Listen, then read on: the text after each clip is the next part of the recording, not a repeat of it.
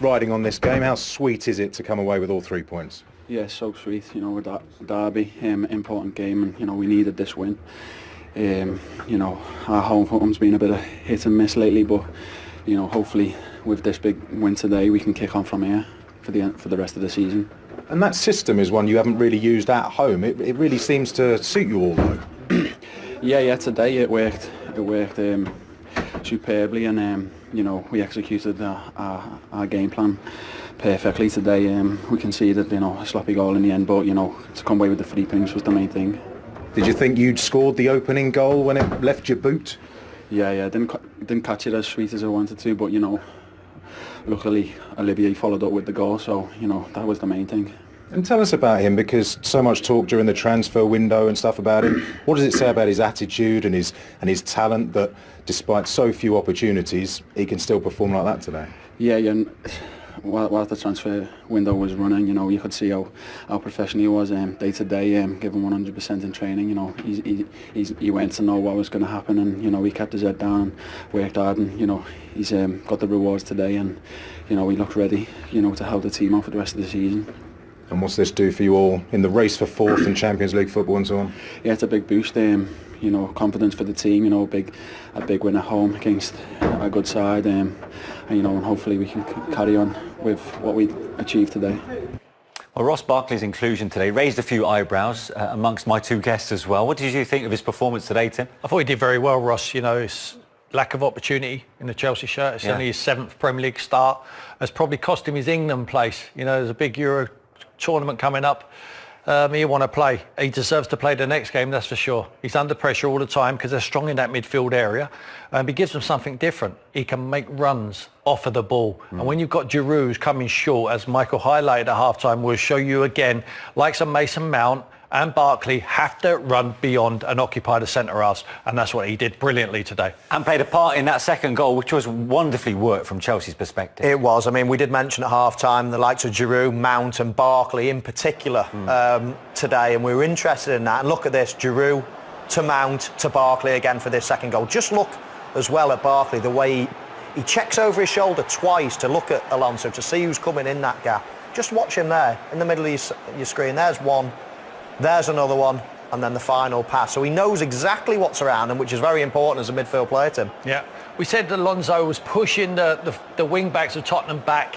Him and James in the first half were pushing them back, and we said at half-time Tottenham have to stop that. They have to try and arrest that. They have to do the opposite to Chelsea, try and put the onus on them to try and defend. You know, the first half has only just started. They overload on that side, and it's a great strike from Alonso. 2-0, very difficult to come back from that. And that showed you the confidence coursing through the veins of the Chelsea players at that point. Yeah, I mean, they had a great result away from home against Tottenham. And, of course, when you get off to a start like they did, all those good feelings, all that confidence come flooding back.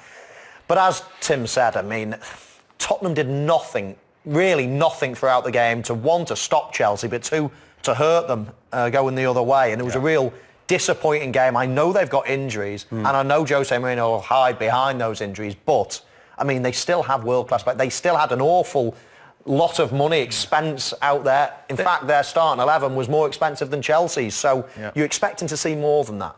Yeah, OK. Now, there are one or two incidents that went on in that 90 minutes, involved Tottenham's Giovani Lo Celso.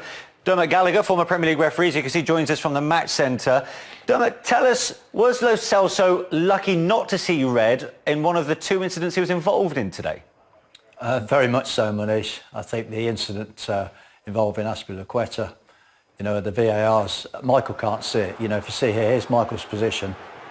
Here it comes in, he loses the ball there as it comes away. Bang. Michael can't see that because Azpilicueta's body shields it.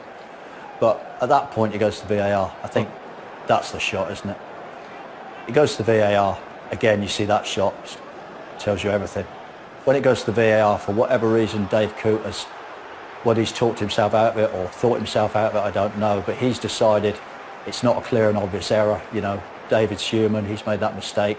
Yeah. But I feel that at that point, if he'd have felt it was a red card, he could have recommended Michael to go across to the RRA. And a referee of Michael's calibre will go across the RRA, he will see what we've seen, and he will make the decision to send off. I mean, I have to ask a question. How can he possibly make the decision that that was not a red card? All I can think, Manish, is maybe he's looked at it and looked at it and looked at it, and the more times he's looked at it, he's convinced himself it's not. And I think sometimes when you're a referee, you go with your gut reaction. We saw it up here. My gut reaction was red card. I think if you watch it and watch it and watch it, you think, is it, isn't it, is it, isn't it? But you see the pictures, there's no angle you see that does it any justice. You know, it's... Yeah, and as you say there, it leaves very little room for doubt. And if there was doubt in, say, David Coote's mind, he could have asked Michael Oliver to consult the pitchside monitor because he was only literally metres away from it there, was he not? Well, I think that's the issue, Manish, isn't it? I think without doubt that if Michael, as I say, Michael, one of the best referees in the world, had gone to the RRA, he would have said, blimey, from where I was, I didn't see it like that. You know, having seen that, you know, bring a red card out. And we wouldn't be talking about it, Manish, to be honest, because everybody would say, well, that's what we expected. I think the outcome everybody expected was a red card for Lo Celso. Yeah. Tim, Michael? Well, what I want to know, Dermot, is what is stopping it? Because they're obviously... We're not going to our officials are not going to the monitor. What is that a directive from above, or why aren't our on-field referees taking more responsibility and going to the pitchside monitors?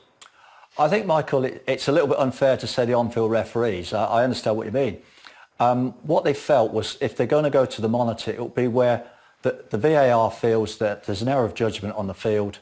It's going to be recommended a red card. So the referee goes and makes that ultimate decision. I think in this case, as I say, for whatever reason, Dave Coote, whether he just completely talked himself out or what, he recommended it wasn't a clear and obvious error. And at that point, they don't go to the monitor. It's unfortunate, but as I say, going back to that, if he had gone to the monitor, we all know what would have happened. OK, great stuff. Dermot, thanks very much indeed for joining us. Let's get some more post-match reaction on what was a big win for Chelsea. Let's hear from Cesar Azpilicueta and Olivier Giroud. Congratulations, gentlemen. Olivier, particularly for you. A pleasing afternoon all round. Well, it was a very important game for us today. I want to talk about the team spirit. And we've shown a great character today. We knew that it was maybe a kind of turning point, you know, because we were not in... we lost a bit of... maybe confidence, you know, at home. It was nice to bounce back and to get this win, hard win, but against a rival. So yeah, I feel relieved today. A great team effort, as you say, but personally for you, you've been kicking your heels since November. It's fantastic. The first goal was fabulous as well. Yeah, it's a good movement with Giorgio. We have a good understanding, and I knew we were going to put the ball there. Was on my right foot, couldn't get on my left one, so I tried to finish, and after Ross followed the action, and I was lucky the ball came back after hitting the post, and I tried to finish. Wow, yeah, it was a good feeling for me, a good moment, and I'm so happy for the team, to help the team to win this game today. And yeah, it's been 3 months, I didn't start, so yeah, it was a special day for me and for all of us. Has he made a point to his manager today, Tim? Absolutely.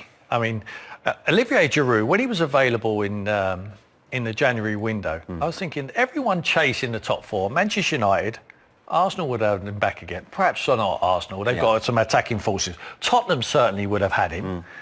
Everyone would have had him. And I was thinking, there's something he's done wrong there at Chelsea for Frank Lampard not to give him the opportunity. But seeing his attitude coming on there today, having only started 3 games this season in the Premier League, extraordinary attitude. Yeah. And people are watching at home and think, well, he's a professional footballer, he gets paid a lot of money, he should have that attitude, but there's plenty who wouldn't have had that attitude. He was willing to roll up his sleeves and prove to Frank Lampard that he's still got a big influence on this chase for top 4. And I think he did brilliantly today.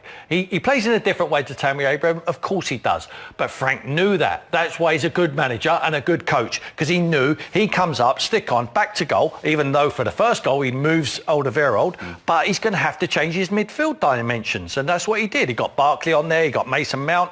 It was a brilliant game plan from Chelsea today and Frank Lampard. The only question you do have, don't you, is why is Frank Lampard only sparingly used in this season? It does pose the question. However, luckily for him, he did have a good attitude, and here we see the first goal. And it's a very good goal. I love his opposite movement. He spins into that back. It's not his natural game. He's not a fast player.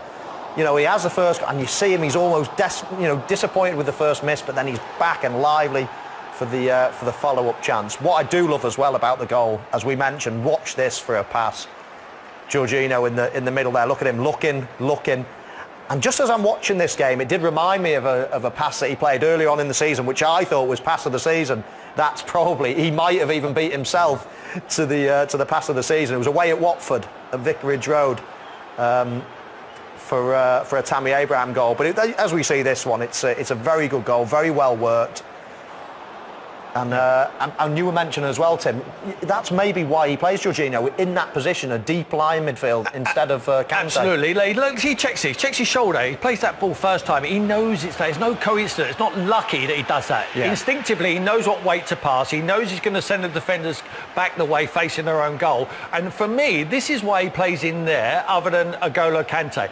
We know what Kante can give you winning the ball back, but in possession, he is a different class to him. And that is what, at the moment, Frank Lampard wants from his sitting midfield player. He can deliver passes. That was a better assist, wasn't it? Because he used the spin of the ball to fall into Abraham's. Possibly. I mean, but what is probably a certainty is that was the best ball and the second best ball of the season. They were fantastic, both of them. OK, well, let's move away then from events at Stamford Bridge, because the race for the top four continues on Matchday Live.